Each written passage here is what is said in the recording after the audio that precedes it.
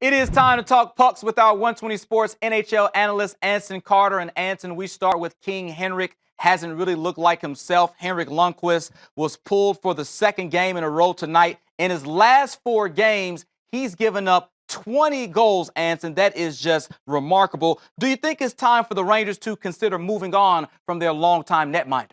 Nah, Clement, I think that's a little bit premature. I think the King right now has earned enough in my memory bank, and he's invested enough over the years in terms of his career and his body of work that I owe him at least a couple or more months before I determine whether or not I should move on from him. Yes, he's making $8.5 million. It's a big number for a goaltender, but he's also been the face of this Rangers team for so many years.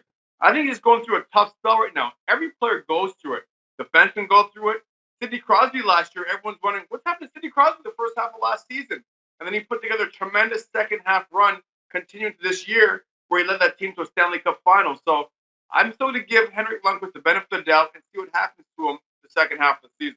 How much is Henrik actually to blame for what we've seen? Tonight he allowed 7 goals. You know, a lot of times goaltenders take a lot of the blame. But what about the defense that he's getting in front of him? Should some of the other Rangers players shoulder the blame as well?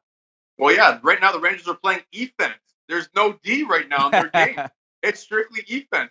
You got to make sure when your goalie is playing with such low confidence, you got to buckle down and make things difficult for the opposition to score goals. The Rangers aren't doing that right now. They're not bailing out their number one goaltender. There's times over the course of the regular season where your number one goaltender makes some saves that he should make, and he makes some saves that he shouldn't make.